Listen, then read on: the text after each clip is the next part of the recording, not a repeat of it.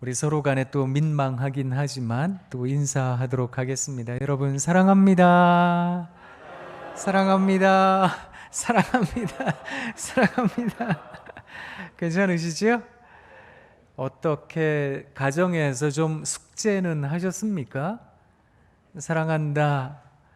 그런 말들 많이 해주셨는지 궁금합니다. 또 스스로에 대하여 감정을 좀 찾아보는 시간을 가지셨는지 궁금하기도 합니다. 해보시니까 어떠세요? 괜찮으시지요? 네. 이 질문에 대해서 딱히 드릴 말씀이 없습니다 라고 생각하시는 분들은 마음의 찔림을 얻으신 겁니다. 그러니 댁에서 꼭 하시면 좋겠습니다. 저는 지난주에 여러분들께 가정, 믿음의 가정, 그 가정을 어떻게 세워갈 수 있을까? 그 아주 기초적인 첫 단추에 대해서 잠깐 말씀을 드렸더랬습니다.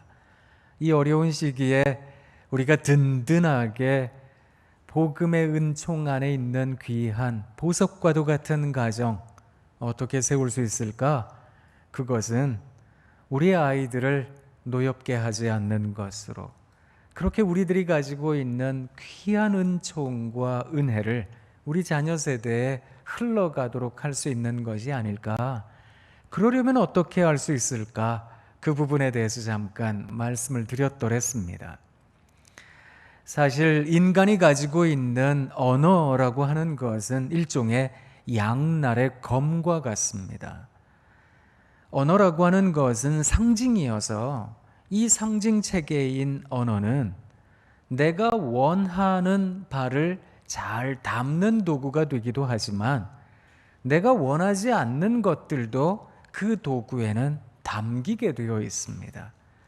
또 그 말을 들은, 그 언어를 들은 사람들은 자기가 가지고 있는 선이해, 이것을 흔히 선입견이라고 말을 합니다. 이것에 의해 누군가가 내게 들려준 그 말을 재해석하기 때문에 다르게 받아들일 개연성이 무척 큽니다. 그래서 오해를 풀기 위해서 내가 말로 이 사람을 잘 설득해 봐야 되겠다라고 만나지만 그 말에는 또 다른 오해를 불러올 개연성이 무척 큰 겁니다. 그렇기 때문에 언어라고 하는 것을 제대로 사용할 수 있으려면 내 앞에 있는 사람과의 교감, 그것도 정서적 교감이 선행되어야 됩니다. 이것이 선행되지 않으면 어떻게 보면 감정의 골이 있고 서로 간에 큰 간극이 있는 듯 느껴지는 거리감이 있다면 아무리 좋은 말로 그를 설득하려 한다고 할지라도 그 말에는 힘이 없어지게 될 겁니다. 왜냐하면 그 사람은 내가 하는 말에 담긴 진정성을 발견하려고 하기보다 내가 던진 그 말을 자기식으로 해석하려고 들기 때문에 그렇습니다. 그렇기 때문에 이 언어라고 하는 것을 잘 활용하려면 일단 feel이 좀 통해야 되는 겁니다. 그래서 정서가, 느낌이 어느 정도 통해야 되는 겁니다. 그러려면 한동안의 시간이 필요한 거거든요. 왜 결혼 생활 오래 하신 부부 대화를 들어보면 재미있잖아요. 여보, 그거 어디 있지? 그거 거기 있어요. 이게 도대체 그거는 뭐며 거기는 어딜까? 그런 생각을 하는데 두 부부 사이에는 이게 통하는 게 있는 거거든요. 살아온 삶의 경험이 비슷하고 생각이 비슷하고 심지어 먹는 것도 비슷하고 웃음의 포인트도 비슷하고 그러다 보니까 부부가 긴 세월 같이 살다 보면 얼굴도 닮아간다 이런 얘기를 하잖아요. 왜 음식 먹을 때 저작 운동이라는 걸 하는데 그러면 안면 근육에 약 160가지의 근육이 움직인답니다. 그런데 깍두기 먹을 때 같이 깍두기 먹고 고기 먹을 때 같이 고기 먹고 야채 먹을 때 같이 야채 먹다 보니까 움직이는 근육이 비슷한 거예요. 그러다 보니까 30년, 40년 부부가 같이 살다가 보면 얼굴도 인상도 웃음 포인트도 비슷해지니까 인상도 비슷해지더라, 이런 얘기를 하는 거거든요. 그래서 긴 세월 함께 한 장소에서 비슷한 경험을 함께 하지 않으면 사실 언어라고 하는 장벽을 뛰어넘기가 참 어렵습니다. 그래서 진정성이라고 하는 것은 지난주에도 말씀드렸지만 시간과 정비례하는 법입니다. 내 말의 진정성을 그가 이해하려면 한참의 시간이 걸려야 되는 것은 아닐까, 이런 생각을 하는 겁니다. 제가 책 한 권을 들고 왔는데요, 사랑으로 나를 채우고 라는 책이 있습니다. 이 책은 가시고기로 유명한 조창인이라는 작가의 책인데, 여기에 보면 외국의 노부부 이야기 하나를 이분이 담아 놓으셨어요. 제가 찬찬히 읽어드릴 테니까 한번 찬찬히 들어보시면 좋겠습니다. 결혼한 지 꼭 50년이 되는 날 저녁이었습니다. 부부는 교회의 장소에서 막 금혼식 잔치를 마쳤습니다. 많은 친지와 이웃들이 잔치에 참석했습니다. 손님들은 반백년 동안 이어진 노부부의 금슬을 입을 모아 칭송했습니다. 노부부는 그들에게 진정으로 감사를 표현하기도 했습니다. 집으로 돌아왔을 때 노부부는 시장기를 느꼈습니다. 손님 대접 때문에 제대로 식사를 하지 못했기 때문입니다. 그들은 저녁 준비를 했습니다. 아내는 평소대로 빵을 구웠고 남편은 식탁을 정돈했습니다. 50년 동안 해온 그대로 말입니다. 막 구워낸 빵이 식탁에 올려졌습니다. 남편은 빵을 들고 끄트머리를 떼어냈습니다. 아내에게 가볍게 미소를 지은 후 잘라낸 끄트머리를 건넸습니다. 50년 동안 늘 그러했던 것처럼 말입니다. 아내가 밝게 웃으며 끄트머리를 받을 것이라고 남편은 생각했습니다. 빵을 건네받을 때마다 아내는 감사의 말을 전해왔고 50년이 된 오늘 역시 여보 고마워요 라고 말하리라 생각했습니다. 그러나 아내는 끄트머리를 받지 않았습니다. 남편은 다시 한번 건넸고 아내는 눈물이 가득한 눈으로 남편을 바라보았습니다. 남편은 놀란 눈빛으로 아내를 바라보았습니다. 50년 동안 단 한 번도 없었던 일이기 때문입니다. 여보, 왜 그래요, 여보? 정말 모르겠어요? 아내의 뺨을 타고 주르르 눈물이 흘러내렸습니다. 이제 아내 말입니다. 난 당신이 마음 상해할까 봐 지난 50년 동안 아무 말도 하지 않았어요. 50년 동안 참고 참아왔다고요. 하지만 금혼식인 오늘까지도 빵 끄트머리나 먹을 수는 없어요. 절대로요. 남편은 아무 대꾸도 하지 못했고 아내의 목소리가 이어졌습니다. 나도 남들처럼 끄트머리가 아닌 부드러운 부분을 맛보고 싶다고요. 아시겠어요? 이번에는 남편이 고개를 떨어뜨렸습니다. 잠시 후 낮은 목소리로 남편이 입을 열었습니다. 하지만 여보, 빵 끄트머리는 내가 가장 좋아하는 부분이었어. 난 당신도 나처럼 끄트머리를 좋아하는 줄 알고 그래서 당신에게 주저없이 매일 양보해왔던 거요. 도대체 이 두 부부는 왜 지난 50년 동안 나는 뭘 좋아한다 이런 얘기를 안 했던 것일까? 그 얘기를 했더라면 이런 사단은 벌어지지 않았을 텐데 말입니다. 사실 대화를 한다라고 하는 것은 부부 사이에도 굉장히 중요한 일이다 싶습니다. 사랑하는 여러분, 배우자 사랑하시지요? 그렇다면 사랑한다, 고맙다, 미안하다 표현하실 수 있으셔야 됩니다. 사실 그 표현에 대해서 오해하는 순간도 많지만 자기 마음을 찬찬히 설명해 주질 못하면, 다시 말하자면 나에 대한 설명서를 상대방에게 제공해 주질 못하면 상대방은 일생 동안 오해할 개연성이 크더라라는 것입니다. 그러니 내가 가지고 있는 마음, 내가 가지고 있는 생각, 이것을 상대방에게 찬찬히 이야기해 주실 필요가 있습니다. 이것을 상담학에서는 나의 설명서를 전달한다 이렇게 이야기를 하는데요.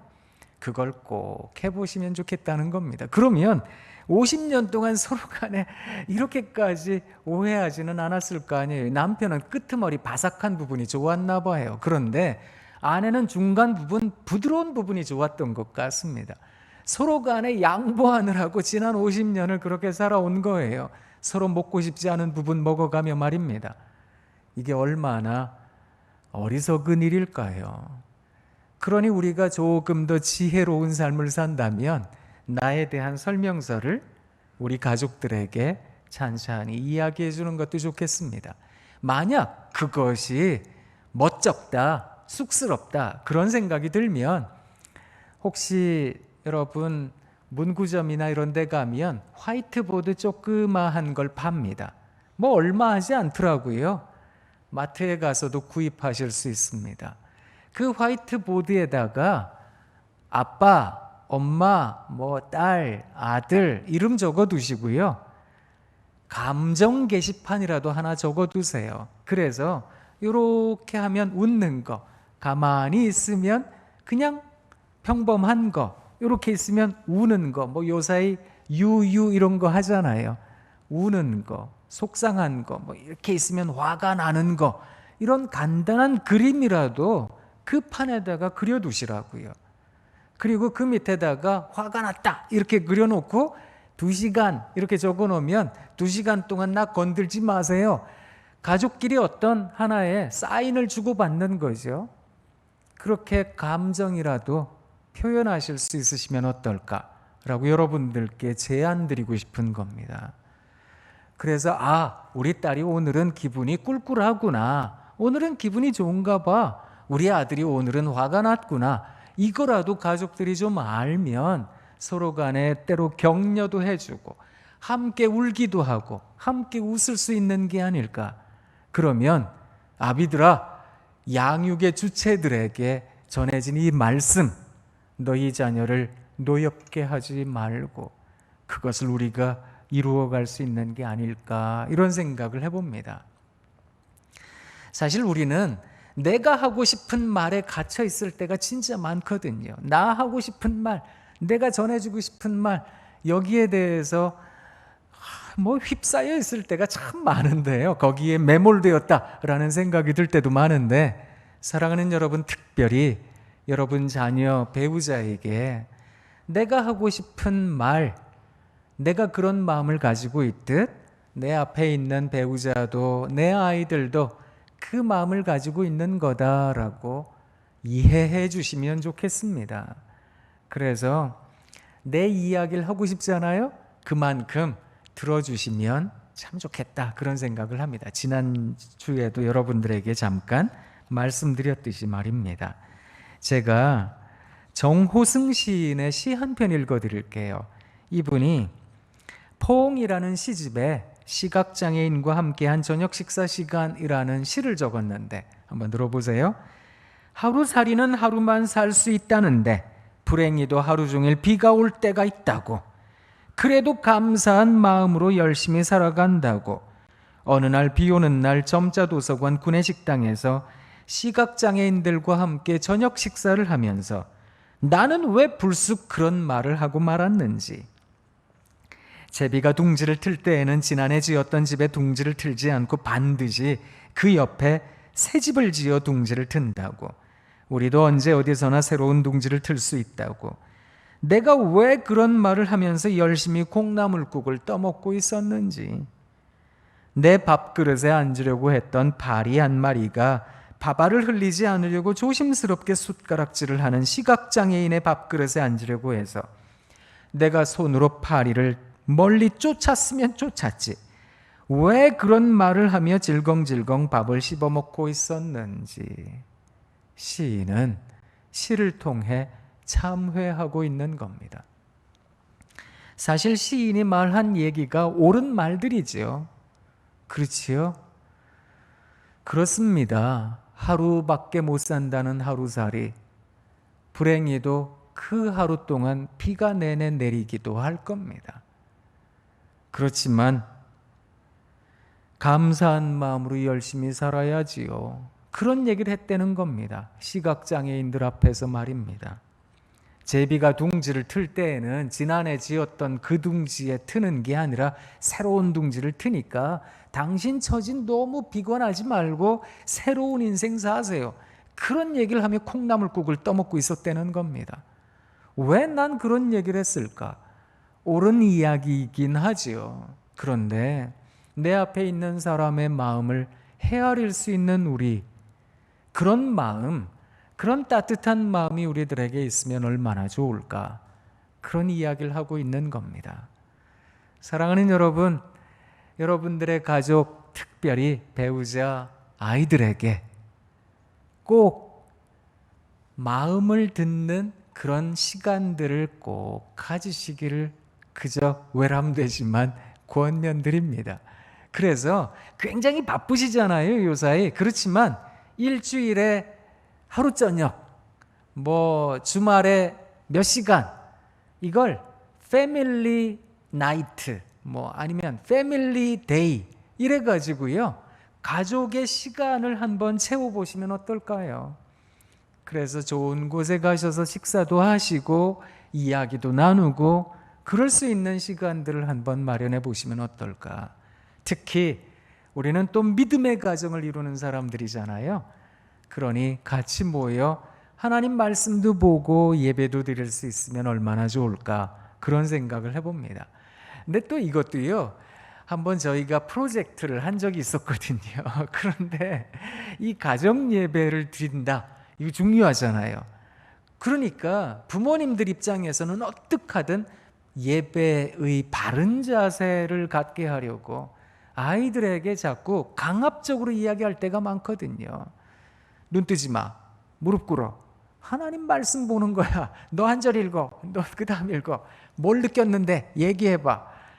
너무 그렇게 재촉하듯 보채지 않으시면 좋겠습니다. 그리고 예배 드리는 시간이 축제의 시간처럼 기쁘고 즐거워야죠. 그 예배를 여러분 너무 주일 예배처럼 형식에 갇혀서 예배 드리시기보다 조금 자유로운 분위기에서 하나님을 찬양하고 기뻐하고 즐거워하는 그런 예배의 자리로 만들어 보시면 어떨까? 그런 생각을 해봅니다. 저희가 연구한 바에 의하면 주일 예배처럼 예배 순서를 절대적으로 지킨 가정에서 이건 정말 조금 역설적이기도 하거든요.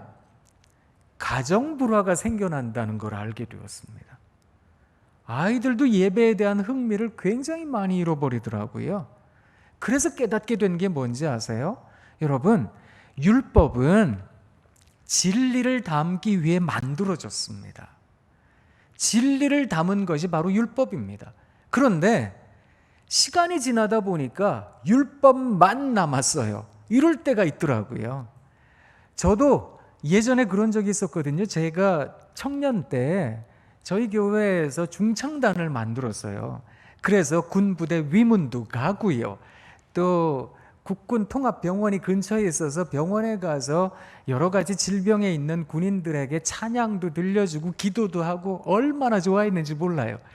그래서 그 팀이 계속되면 좋겠다 싶어서 몇 개 규정들을 만들었거든요. 그리고 나서 그 고향교회에 거의 한 25년쯤 지나가지고 갔는데 세상에 그 중창단이 그대로 있는 거예요. 너무너무 감사했거든요. 그런데 후배들을 만나니까 괜히 기분이 굉장히 안 좋아졌어요. 얘네들이 뭐라 그러는지 아세요? 이거 도대체 누가 만들어 놨는지 이것 때문에 자기 삶이 너무 힘들다는 거예요. 그럼 차라리 모이지 않으면 될 텐데, 그런데 자꾸 이게 자기가 폭탄이 되기가 싫다는 거예요. 이걸 없애버릴 수는 없고 이건 이어져 가야 되는 건데 그냥 폭탄 돌리듯이 후배들에게 넘기고 있더라는 거거든요. 그게 너무 속상했어요. 어느덧 시간이 지나고 나니까 진리가 사라졌어요. 형식만 남게 되었다는 겁니다. 사무엘이 그랬잖아요. 사울에게 아말렉 족속을 다 없애야 된다. 그런데 사울이 그 말을 안 들었어요. 좋은 것들, 정말 참 귀하게 보이는 것들, 이런 것들은 다 전리품으로 가지고 온 거예요. 왜 이렇게 했느냐? 사무엘이 사울에게 따졌더니 사울이 변명합니다. 하나님께 잘 드리려고요. 이게 사실은 편법이죠. 어떻게 보면 법망을 피해가며 내 이속을 챙기는 것, 이런 사단까지 일어나더라라는 겁니다. 사실 무엇이건 어떤 형식이라고 하는 것이 진리를 담는 것이 아니다 싶다면 순종이 제사보다 낫습니다 라는 말씀을 꼭 기억하셔야 됩니다. 그래서 예배 드리실 때 형식이 참 중요한 거예요. 왜냐하면 진리를 담고 있으니까. 그래서 지난 수천 년 동안 교회 역사를 통하여 이 예배 형식을 갖기 위하여 굉장한 노력을 했고, 수많은 신학적 토론을 해왔고, 많은 사람들이 어려움을 당하기도 하며 끝끝내 지켜낸 아주 중요한 과정이거든요. 근데 이 과정 자체가 사람들을 살리고 있는가, 아니면 사람을 죽이고 있는가, 이걸 보실 필요가 있겠다라는 겁니다. 그래서 외람되지만 여러분들에게 한번 도전드리고 싶은 겁니다. 가정 예배를 통해서 아이들이 즐거워해야 됩니다. 가족들이 살아나야 됩니다. 회복이 되어야 됩니다. 아픔이 치유가 되고, 그래서 서로 간에 격려하고 서로 간에 힘을 북돋아주는 그런 예배를 회복하실 수 있는 여러분 되시기를 부탁드립니다. 자, 이 귀한 가정을 이루기 위한 두 번째 걸음, 그것은 사랑하는 남편과 아내, 아내와 남편, 그 두 사람의 관계를 하나님 앞에서 새롭게 정립하는 것입니다. 그래야 아이들이 분노하지 않거든요. 아이들에게는 부모가 세상이라는 거 아십니까? 아이들이 어릴 때는요, 아이들의 놀이터가 어딘지 아세요? 그게 바로 부모님이에요. 그리고 그 놀이터의 공간의 한계는 부모님이 보이는 곳까지거든요. 그래서 아이들이 어렸을 때에는 부모님이 안 보이는 곳까지 한번 진출하려고 해요. 그러다가 자기가 생각하는 불안의 시간이 엄습해 오면 엄마가 아빠가 잘 계시나 이렇게 쳐다봤다가 아빠가 거기에 안정성을 갖고 있잖아요. 그럼 얘네들은 더 멀리 가서 놀 줄 알아요. 그래서 아이들은 성장하면서 안정성을 가진 그 부모님 덕분에 활동 영역이 넓어져요. 그래서 수학여행도 가고, 좀 더 크면 심지어 외국으로 유학 갈 수도 있고, 군대도 갈 수 있고, 시집도 가고 장가도 갈 수 있고, 점점 더 활동 영역이 넓어질 수 있거든요. 그 가장 기본적인 인간 심리의 발달 단계 속에 안정성을 가져야 될, 아이들이 성장하기 위하여 꼭 필요한 안정성, 그건 바로 부모님의 사랑에 깃든 관계라는 것입니다. 그래서 부모님이 사랑으로 함께 이게 연대가 이루어져야 되는 거거든요. 제가 여러분들에게 이제 부부에 대한 시를 좀 읽어드릴게요. 이 시를 읽어드릴 테니까 여러분들이 좀 한번 들어보시고 자신의 현재 위치를 가늠해 보셔도 좋을 것 같습니다. 제가 부부에 대한 시를 여러 개를 가지고 있는데 이걸 제일 많이 읽어드리기도 한 건데요. 제일 먼저 읽고 싶은 시는 서종홍 선생님이 쓴 어른이 되면이라는 시입니다. 이 시는 닳지 않는 손이라는 예쁜 동시집에 담겨 있습니다. 시가 예쁜데 한번 들어보세요. 어른이 되면. 여보, 여기 앉아보세요. 발톱 깎아드릴 테니. 아니, 맨날 어깨가 아프다면서 무슨 일을 그렇게 많이 해요? 하루 일을 마치고 돌아온 어머니 아버지는 밤 깊어가는 줄도 모르고 서로 발톱을 깎아주고 서로 어깨를 주물러 주십니다. 그 모습 가만히 보고 있으면 나도 빨리 장가 들고 싶습니다. 어른이 되면 어머니 같은 여자 만나 아버지처럼 살고 싶습니다. 이게 답니다. 근데 시가 좋지요? 예쁘지요? 한 남자가 한 여자를 만나고 한 여자가 한 남자를 만납니다. 두 사람이 사랑이라는 것을 합니다. 그러면 아무래도 기대하지 않을까요? 이 사람이랑 함께 사랑하게 되면 알콩달콩 오손도손 행복하게 지낼 거야. 그런 염원과 기대 말입니다. 그게 없다면 누가 그 사랑의 결실인 결혼이라는 거 감히 꿈이나 꾸겠습니까? 그러니 사랑이라는 건 아무래도 이런 기대합니다. 이런 생각을 합니다. 그런데 이 자리에 계신 우리 성도님들 어떠세요? 이미 사랑도 인생도 많이 살아보셨으니 이런 시를 듣노라면 그런 생각 드실 일입니다. 한번 살아보라 그래. 그런 생각 드시지요? 그래서 제가 두 번째 시를 좀 읽어드리겠습니다. 두 번째 시의 시인은 조금 살았습니다. 김나영이라는 시인이 있는데 이분이 수작이라는 시집에 이사라는 시를 담았어요. 들어보세요. 이 남자다 싶어서 나 이 남자네 깃들어 살 방 한 칸만 있으면 되지 싶어서 당신 아내 되어 살았는데 20년 전 나는 당신밖에 없었는데 지금은 나 당신 밖에 있네. 옛 맹세는 헌런닝구처럼 바래어져 가고 사랑도 맹세도 뱀허물처럼 쏙 빠져나간 자리 내 마음의 공허가 하루에도 수십 번 이삿짐을 쌌다 풀었다 하네.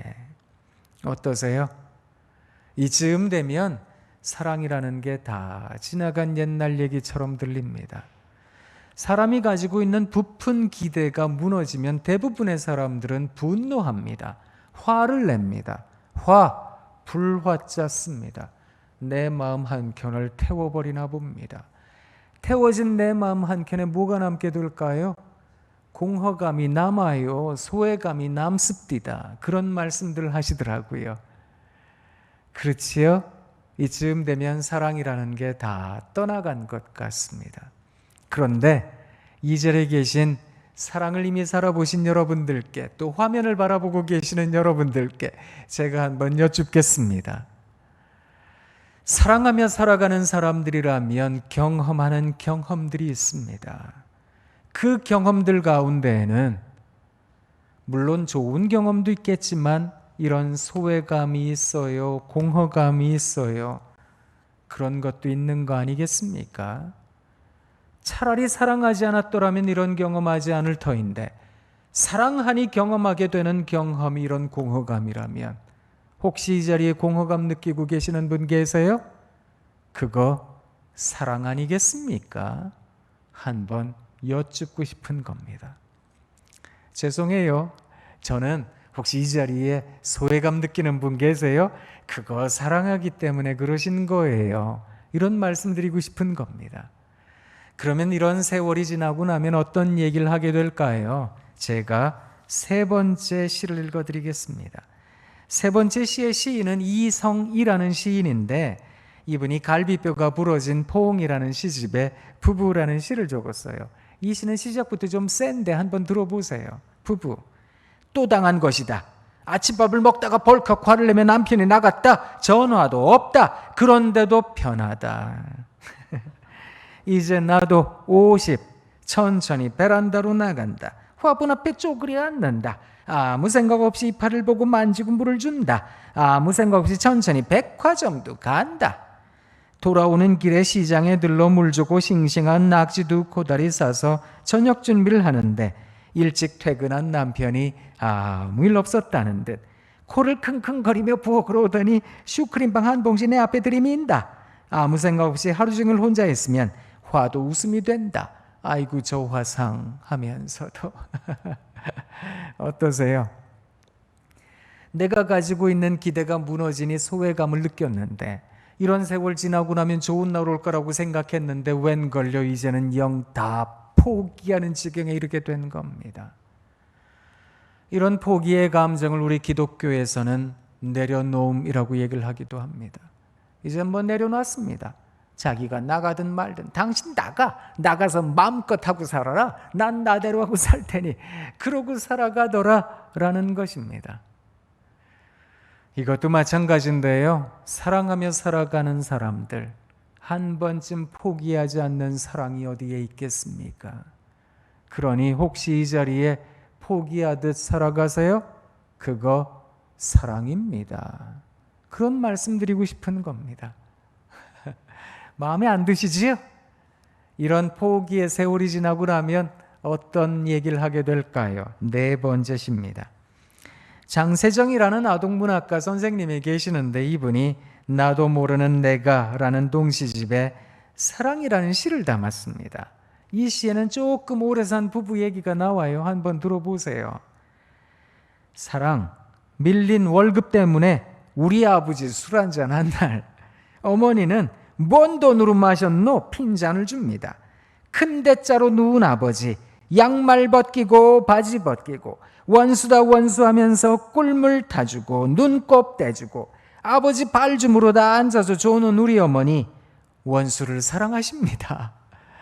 그거 아세요? 부부로 긴 세월 사랑하다 보면 우리 기독교에서 말하는 원수 사랑까지는 아닐지라도 그 비슷한 원수 사랑을 경험하게 된다는 겁니다. 사랑의 업앤다운을 경험하다가 드디어 원수 사랑까지 이르게 되었습니다. 그런 겁니다. 참 다양한 사랑 이야기가 있지요. 근데 이게 또 다를까요? 여기서 더 오래 사랑하면 어떤 얘기를 하게 될까요? 다섯 번째 시입니다. 박영희 시인이라고 있는데 이름이 여자 같지만 남자분입니다. 이분이 팽이는 서고 싶다라는 동시집에, 아니 그냥 시집에 접기로 한다라는 시를 썼어요. 이 시가 굉장히 깨달음이 큰 시인데 한번 들어보세요. 요즘 아내가 하는 걸 보면 섭섭하기도 하고 괘씸하기도 하지만 접기로 한다. 지폐도 반으로 접어야 호주머니에 넣기 편하고. 아하, 이야, 그렇구나. 그런 생각 안 드세요?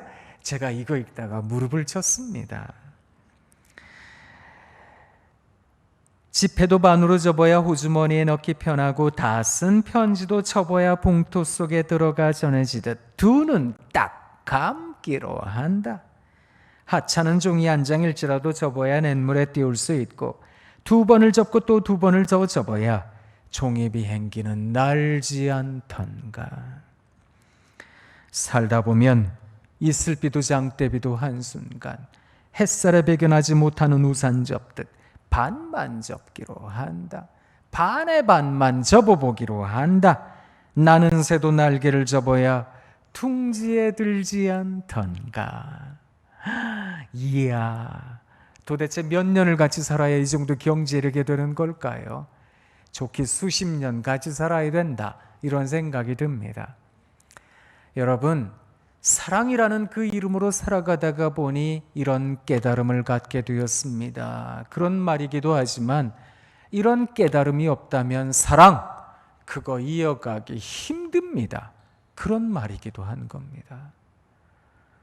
여러분, 댁에 들어가실 때는 날개를 활짝 펴고 들어가면 안 됩니다. 시인이 가르쳐 준 거예요. 날개를 활짝 펴고 들어갔다가는 이것도 걸리적거리고 저것도 화딱지가 난다니까요. 나는 새도 날개를 접어야 둥지에 들지 않던가. 기억하시면 좋겠습니다. 이런 지혜를 갖게 되었다, 이런 겁니다. 그러시죠? 이제는 상대방이 화를 내면 어떻게 해야 되는지 아시고, 그죠?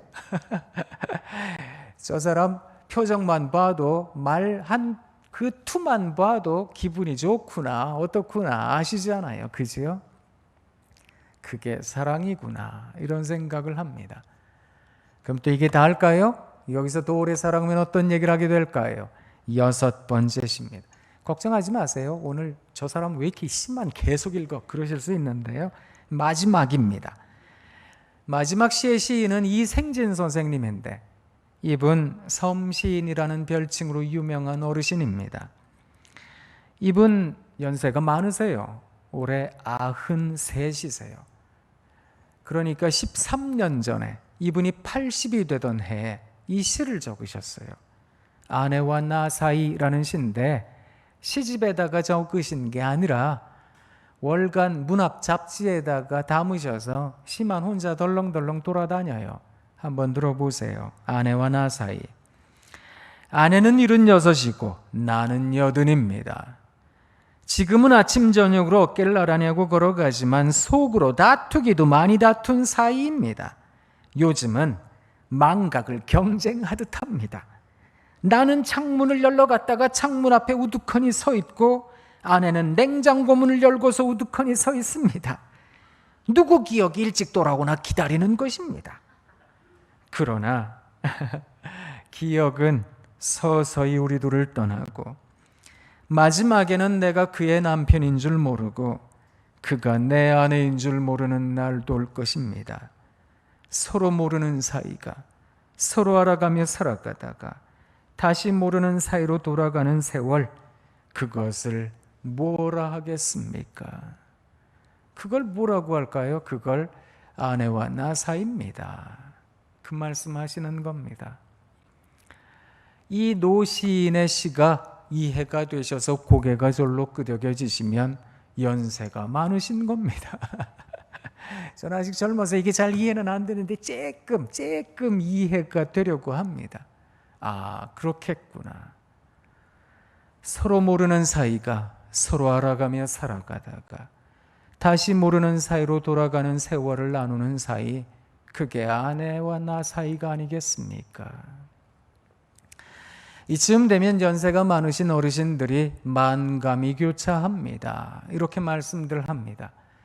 바라보고 있자니 일생 살아줘서 고맙다가 나한테 잘못한 거 생각나서 막 부하가 치밀었다가 그래도 바라보니 불쌍했다가 아이고 또 바라보니 이 인간 왜 안 죽나 이런 생각이 들어서 화가 났다가 오만 가지 생각이 나니 만감이 교차합니다. 이런 얘기를 하시는 거거든요.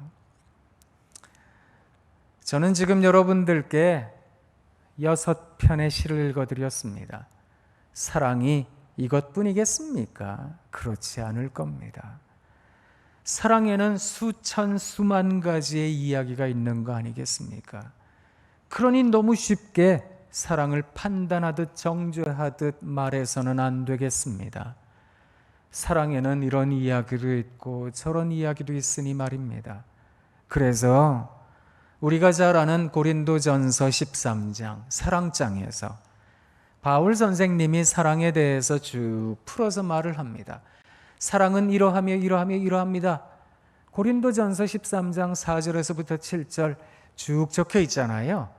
그런데 제일 먼저 바울이 뭘 적었는지 아세요? 사랑은 적어놓고 뭘 제일 먼저 적었는지 아세요? 오래 참고 이분도 많이 견뎠나 봅니다.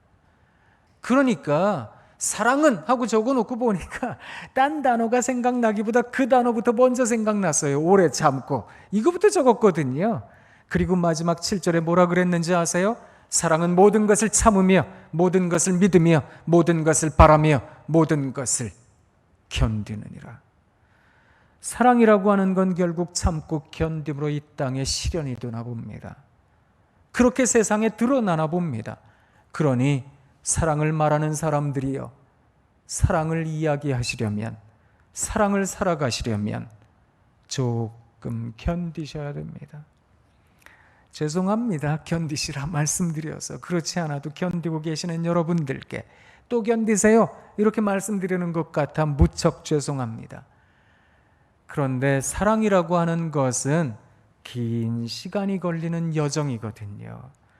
그러니 너무 쉽게 판단해서는 안 되겠다는 겁니다. 제가 요 사이는 그런 일을 못하고 있는데요. 거의 한 6, 7년, 7년, 만 7년 가까이 왜 서울에 사는 부부들이 그만 살고 싶어요 하면 가정법원을 찾잖아요. 그 법원의 판사가 좀 더 생각해 보시지요 하고 숙려기간이라는 걸 주면 위탁을 받아 상담을 하기도 하거든요. 그 상담하는 사람이 저이기도 했더랬습니다. 저는 참 많은 부부들을 만났습니다. 어떤 부부들을 만나면 이런 게 올라왔다고요. 이런 되먹지도 못한 인간이랑 사느니 당장 헤어지는 게 낫겠다. 이런 생각이 들었지만 부부들에게 참 하고 싶지도 않았고 하기 힘든 말이기도 했지만 그래도 들려드렸던 얘기가 있습니다. 그게 뭔가 하면 지금 이야기가 다는 아니지 않겠습니까? 그 얘기할 때가 많았습니다. 그리고 제가 여러분들에게 읽어드렸던 이런 시를 읽어드렸습니다. 이 시도 읽고 저 시도 읽고 그러다가 심심하면 가끔 노래도 불러줬어요. 근데 제가 목사잖아요, 직분이. 그래서 가스펠송도 부르고 찬송가도 부르고 그랬거든요. 그랬다가 항의를 많이 받았어요. 여기가 예배당이냐? 여기가 교회냐? 난 크리스찬이다. 막 이러고서 항의를 받아서 제가 가요를 좀 찾아봤거든요. 어떤 노래를 불러주면 좋을까? 근데 찾아보다 보니까 복음성가만큼 은혜로운 가요들이 있더라고요. 제가 찾은 곡들 가운데 제일 많이 불렀던 게 양희은 씨가 부른 노래였거든요. 한 사람이라는 노래였는데 잘 부르진 못하지만 불러드려 볼게요. 가사가 좋거든요. 한번 들어보세요. 한 사람 여기 또 그 곁에 둘이 서로 마주보며 웃네. 먼 훗날 위해 내미는 손 둘이 서로 마주 잡고 웃네. 한 사람 곁에 또 한 사람 둘이 좋아해. 긴 세월 지나 마주 앉아 지난 일들 얘기하며 웃네. 긴 세월 지나 마주 앉아 지난 일들 얘기하며 웃네. 좋지요? 네. 아, 고맙습니다. 품격이 있으세요. 이런 노래 실력에도 박수를 칠 줄 아는 여러분이 훌륭하십니다. 후렴은 2번을 불러야 제맛이어서 제가 2번을 부른 건 아니고요. 한 번 더 들어보시라. 그래서 2번 불러드렸는데요. 그거 아세요? 지난 일들 이야기하며 넉넉하게 웃음 짓는 거. 이것을 일컬어 추억을 한다. 이렇게 말을 합니다. 그런데 이 추억은 아무에게나 주어진 선물은 아니랍니다. 사실 힘들지 않은 인생이 어디에 있겠습니까? 흔들리지 않는 실존은 이 세상에 존재하지 않는 법이거든요. 다들 가슴에 큰 돌덩이 하나 있는 양 답답함을 느끼는 거, 그거 사람 살이 아니겠습니까?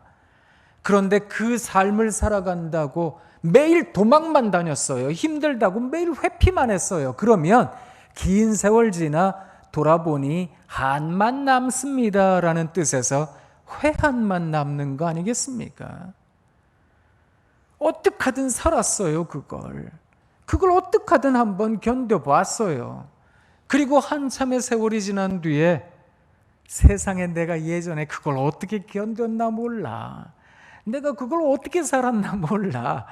그러면서 넉넉하게 웃는 것, 그것을 일컬어 추억을 한다, 추억이다, 이렇게 이야기를 하는 겁니다. 사랑하는 성도 여러분, 어쩌면 하나님 나라에 이르기까지 순례자의 길을 걸어간다는 것이 무엇일까? 그건 결국 추억을 쌓아가는 일이 아닐까? 하나님 전에 하나님 나라에 이르러서 우리 하나님께 하나님 저 이런 일도 있었고요, 이런 일도 있었어요, 그런 말 하는 때가 오지 않겠습니까? 그때에는 한탄스럽게 하는 것이 아니라 기쁨으로 그런 이야기를 하게 될 겁니다. 그것이 성도의 견인의 삶이다. 견디고 인내하는 삶이다. 이런 이야기를 하는 겁니다. 사실 우리들이 살아가는 인생의 여정 속에 사랑이 그렇게 만들어지듯 우리 하나님께서도 그렇게 참고 또 견디셨잖아요. 말씀으로 세상을 지으신 하나님이신데 말씀 한마디면 사람으로 하여금 고꾸라지게 하지 않으시겠습니까? 단박에 변화시키실 겁니다.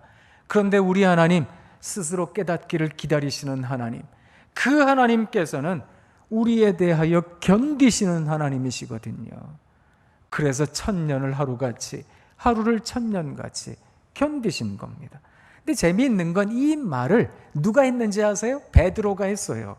여러분, 예수님 제자 중에 못 참겠다의 대명사 누굽니까? 그 사람 베드로거든요. 그런데 이 베드로가 세상에 베드로 전후서를 썼어요. 나중에 베드로 전후서 쭉 읽어보세요. 이게 도대체 베드로가 쓴 글 맞아? 이런 생각이 드실 일입니다. 거기 보면 베드로가 이렇게 말을 합니다. 여러분, 우리 주님께서 더디 오시는 게 아니에요. 우리 모두가 다 회개하기까지 이르기를 우리 하나님 참고 견디시는 중입니다. 기다리시는 중입니다. 이렇게 말하거든요. 생각해 보면 그 급한 성정의 베드로를 참으셨던 주님, 십자가 사건을 통해 베드로는 큰 깨달음을 얻었지요. 그래서 이 사람 견디는 사람이 되었거든요. 신앙인이 된다는 건 어떤 것일까? 잘 견디는 거 아닐까? 이런 생각을 해봅니다. 그래서 사랑을 이루어가고 하나님 우리들에게 주신 은혜를 이루어가는 삶을 사는 것, 그렇게 살아내시는 여러분 되시면 참 좋겠습니다. 사랑하는 성도 여러분, 아이들에게는 부모님이 제일이에요. 사실 부모님이 갈등을 일으키면 아이들은 천재지변을 경험한 듯하다, 이런 이야기를 많이 합니다. 그래서 부모님이 다투잖아요. 아이들은 마치 진도 7, 8 그런 지진이 난 것 같아요. 그래서 부모님께서 서로 간에 얼굴 붉히고 있으면 아이들은 그 사이에 와서 어쩔 줄 몰라 합니다. 어떻게 하든 좀 이렇게 화해시키려고 하다가 안 되잖아요. 애들은 바깥으로 돌아다녀요. 밖으로 돌아요. 집에 들어가기 싫어해요. 왜요? 안정성을 잃어버렸으니까.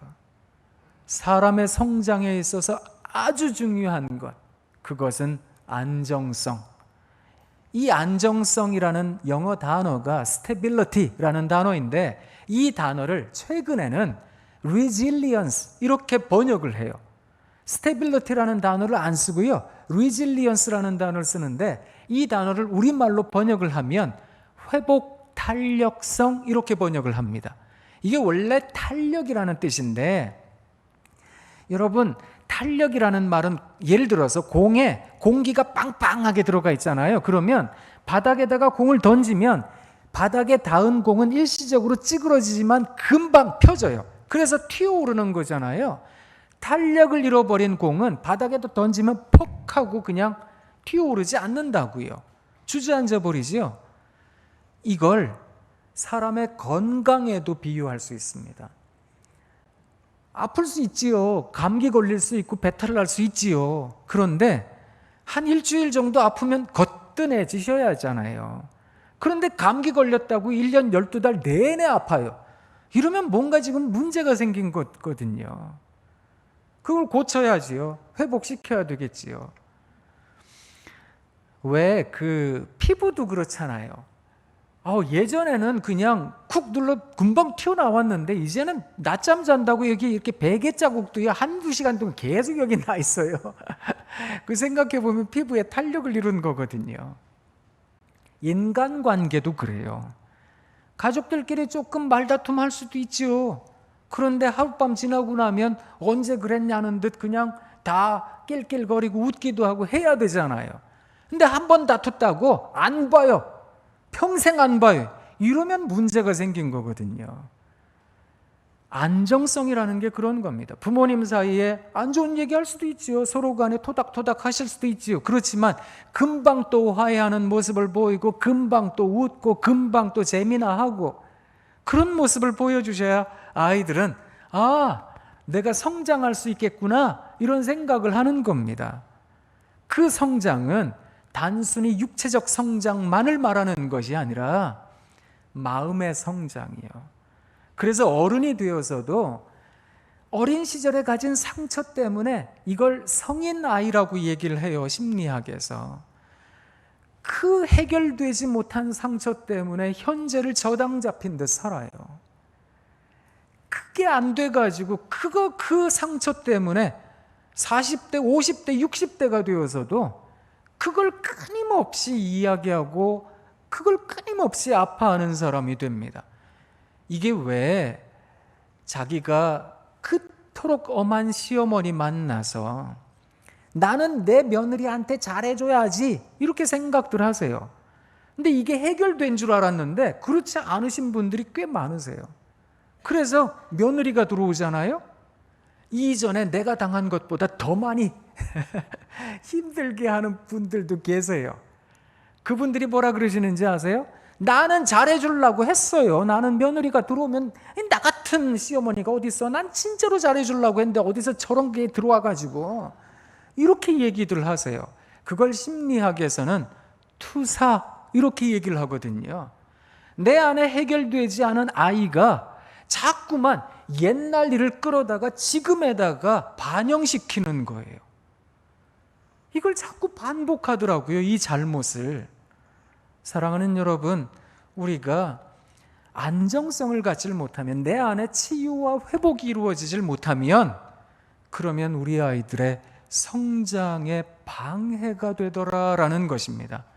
그래서 이 시간 여러분들께 이제 속지, 간지 나눠드린 거 있잖아요.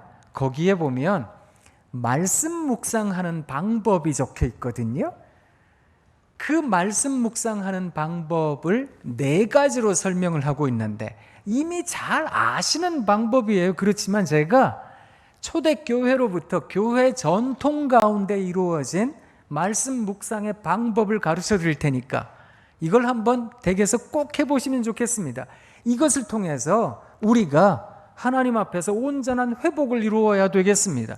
그래서 우리 아이들에게 부부 사랑에 물들다, 사랑에 젖은 여러분들께서 사랑을 나눠주실 수 있으시면 좋겠다라는 것입니다.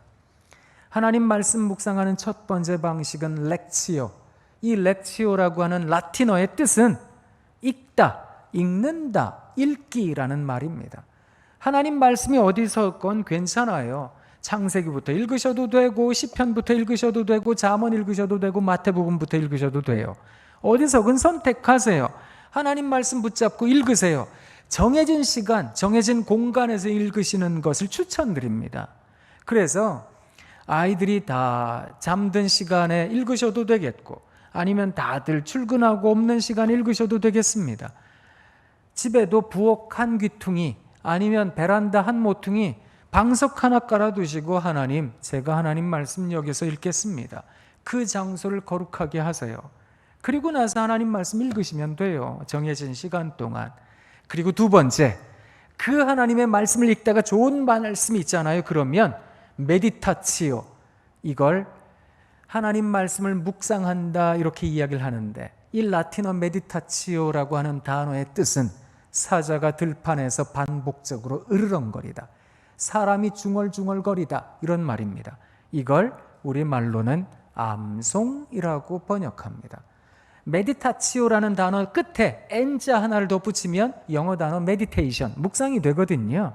사실 묵상이라는 것은 하나님 말씀을 반복해서 읽으면서 암송하는 걸 뜻하는 겁니다. 이게 읽는다 이런 뜻입니다.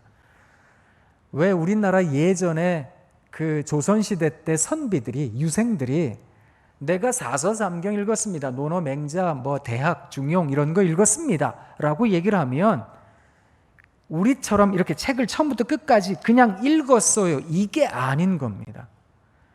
유생들은 하루 종일 책상머리에 앉아서 중얼중얼거리고 있잖아요.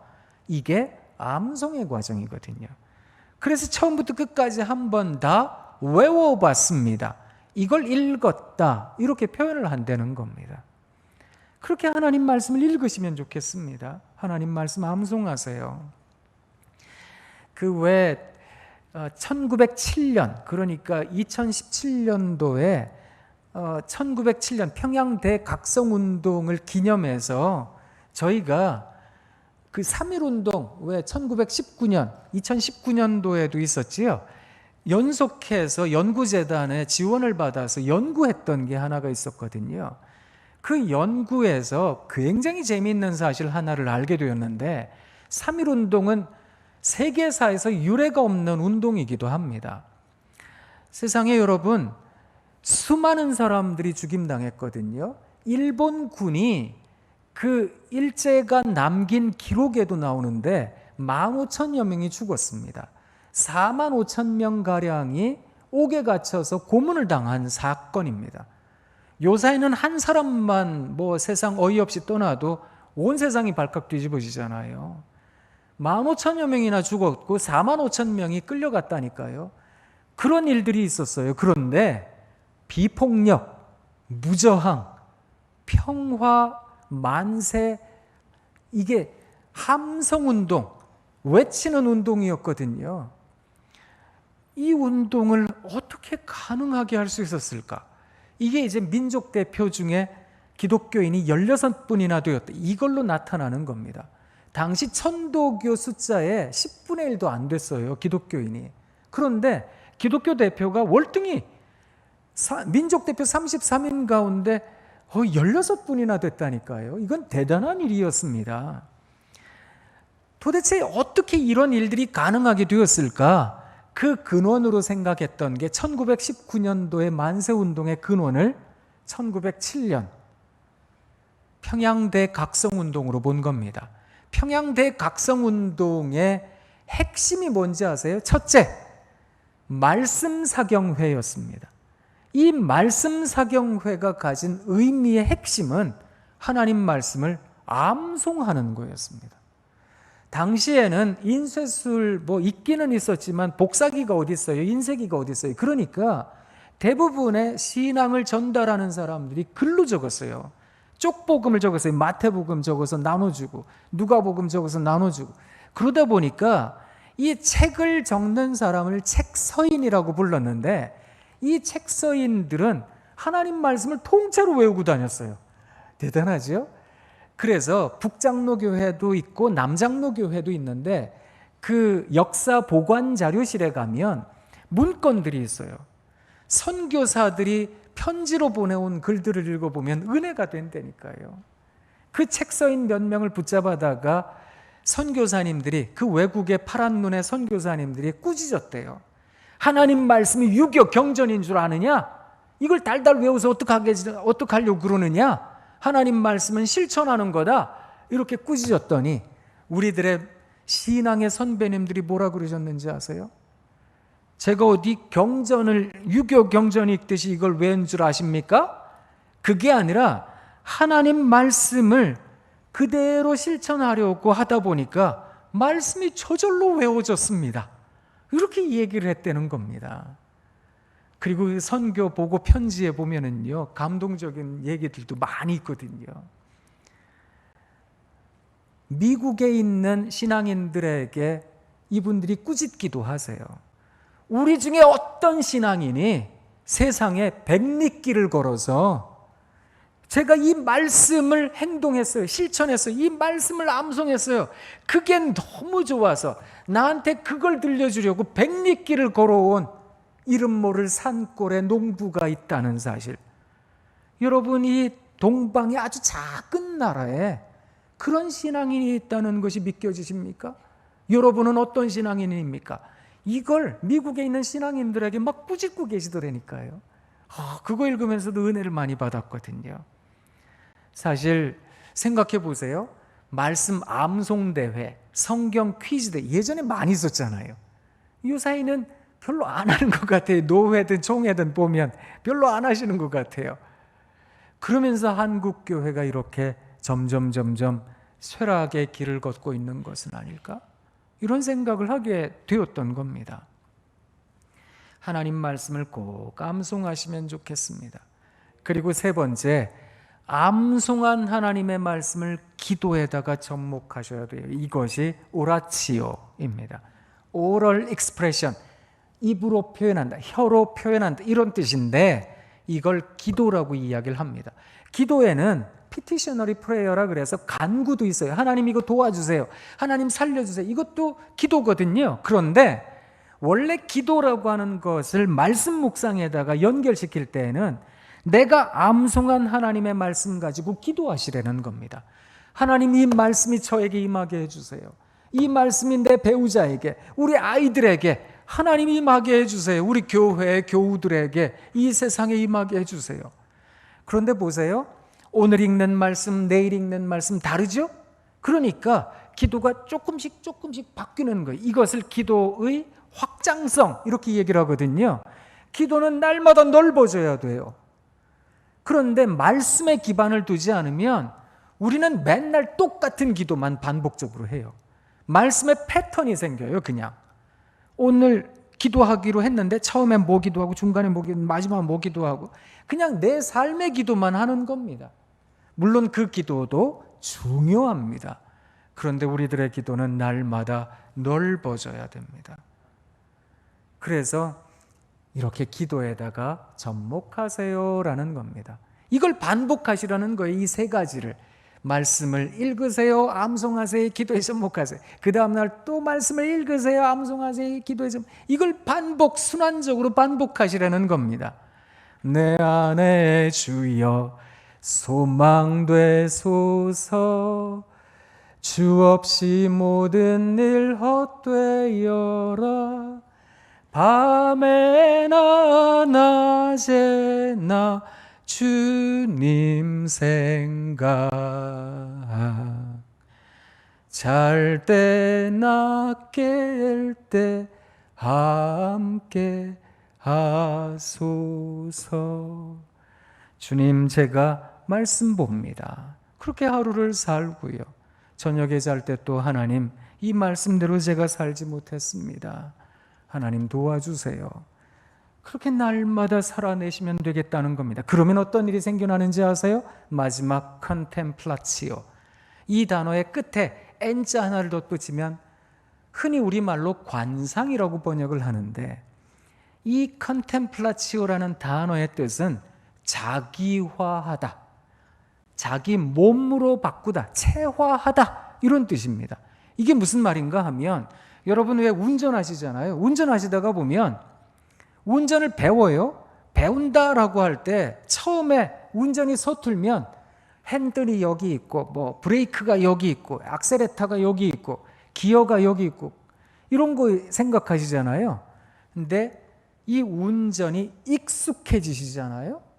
그러면 완전히 다른 차원이 됩니다. 차를 딱 타면 차 앞범퍼부터 뒷범퍼까지 내 몸처럼 됩니다. 그래서 골목에 지나갈 때 주차를 하려고 할 때 내려서 자로 잰 게 아니에요. 그런데 이 정도 공간이면 내 차를 댈 수 있다 없다 딱 나오죠. 딱 보면 나오죠. 이걸 인사이트, 안을 들여다본다. 이걸 통찰, 이렇게 얘기를 하는 겁니다. 이 통찰력이 생겨요. 그래서 요 정도 충분히 되지. 되고 나서 나도 내리지. 그런데 익숙치 않잖아요. 초보 때는 어떻게 하든 넣었는데 못 내려요. 차 문 열고 못 내려요. 그럴 때도 많거든요. 익숙해지면 완전히 다른 차원이 되죠. 예전에는 어려운 일이 생겼어요. 그러면 전화번호부터 봤어요. 누가 날 도울까? 예전에 힘들면 통장에 잔액부터 봤어요. 얼마 남았나? 그런데 어려운 이야기를 듣는 순간 말씀이 떠올라요. 기도가 생겨요. 하나님께 구하게 돼요. 하나님 도와주세요. 이게 먼저 되거든요. 우리 주님께서 마귀에게 시험을 당하셨습니다. 누가복음 4장에 찬찬히 나와 있습니다. 시험 받으실 때마다 우리 주님께서는 무엇으로 이겨내셨습니까? 말씀으로. 건들면 말씀이 튀어나와요. 건들면 기도가 튀어나와요.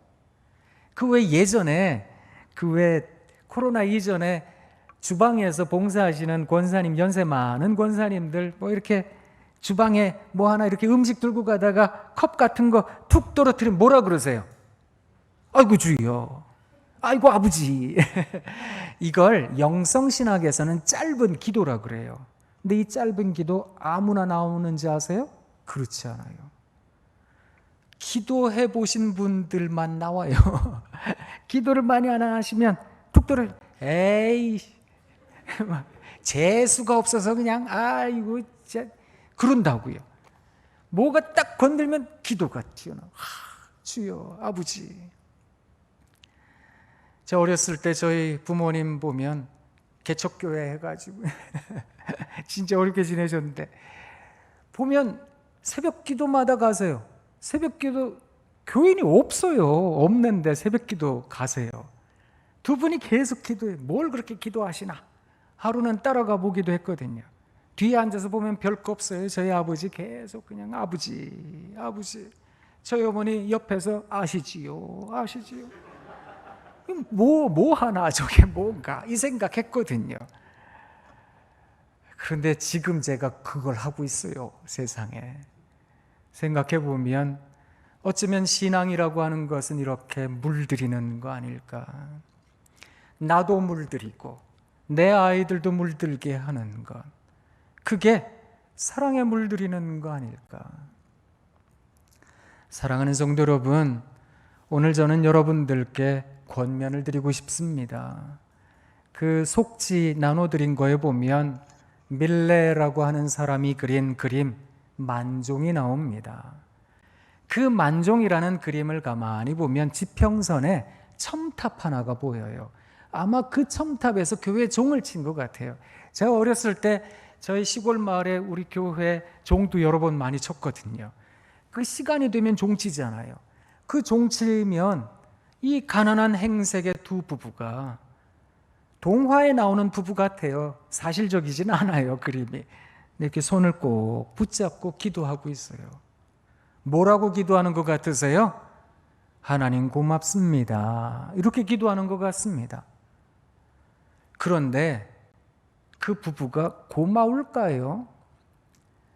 행색이 가난해 보여요. 아마 그 땅의 주인이 아니라 소작농 같아요. 하루 종일 거둔 거라고는 그 수레에 있는 한 자루 반 자루 감자, 그리고 부부 중간에 그 소쿠리에 몇 알, 이게 다라고요. 뭘 그렇게 감사한데? 이 생각을 했거든요. 자, 이제 이 기도가 몇 분 동안 이어졌을까요? 길어야 한 3분이지 않겠습니까? 그냥 한 1, 2분 정도였을 겁니다. 그 정도 기도하고 이 부부가 이제 어디 갈까요? 집에 가겠죠? 집에 가면 누가 있을까요? 애들이 있겠죠? 애들은 뭐 할까요? 어머니 아버지 어서 다녀오세요. 저 공부하고 있었어요. 집안 정리 다 해놨어요. 밥도 해놨어요. 그럴까요? 아닐 거라고요. 애들은 이리 뛰고 저리 뛰고 막 그럴 거라고요. 또 이 아버지는 뭐 해야 될까요? 이제 날씨가 좀 추워진 것 같아요. 장작 패야죠. 따뜻하게 집을 데워야 되니까. 엄마는 뭐 할까요? 밥 지어야 되겠지요. 그러다가 누가 올까요? 그 생각도 해봤거든요. 누가 올까요? 아마 땅 주인이 하인을 보내겠지요. 오늘 거둔 거 얼마만큼인데 반은 뚝 잘라가지 않겠습니까? 뭐가 그렇게 감사한데요? 그 생각이 들었거든요. 그런데 이 부부의 삶을 지탱해 주는 거예요. 23시간 59분을 지탱해 준 거예요. 이 1분이거든요. 그 1분의 기도요. 부부가 그렇게 한 마음으로 하나님 말씀을 묵상하고 하나님께 기도하고 하나님께 찬송하고, 그래서 이 부부가 서로 간에 다툴 일이 있어도 또 품고 또 한 번 더 화해하고 용서하고 또 한 번 더 견디고, 그런 리질리언스, 그런 안정성을 보이잖아요. 아이들은 잘 자라나요. 걱정 안 하셔도 됩니다. 그렇게 우리 아이들의 분노를 거두는 우리 부모님들 되어주시면 좋겠습니다. 지난주에 제가 강의를 너무 길게 해서 오늘은 좀 빨리 끝내야지 이 생각을 했는데 하다 보니까 벌써 45분이나 돼가지고요. 죄송해요. 오늘도 길어졌어요. 다음 주에 마지막 부분을 여러분들께 또 말씀드리도록 하겠습니다. 오직 주의 교훈, 훈계로 양육하는 방법이 무엇일까? 오직 주의 교훈과 훈계로 어떻게 하면 양육할 수 있을까? 그 노하우에 대하여 말씀드릴 테니까 다음 주에 꼭 다시 뵈면 좋겠습니다. 기대감을 높여야 다음 주에 또 오시죠. 같이 기도하겠습니다. 하나님 참 고맙습니다. 우리 귀한 아름다운 교회 신앙 공동체 한 분 한 분과 하나님 말씀 속에 담긴 의미를 또 한 번 더 깊이 상고하였습니다. 하나님께서 우리 모두에게 이 밤 시간 부부 사랑에 물들다 귀한 깨달음으로 이끌어 주신 줄 믿습니다. 그 깨달음 실천하는 우리들 되게 하옵소서. 예수님 귀하신 이름으로 기도합니다. 아멘.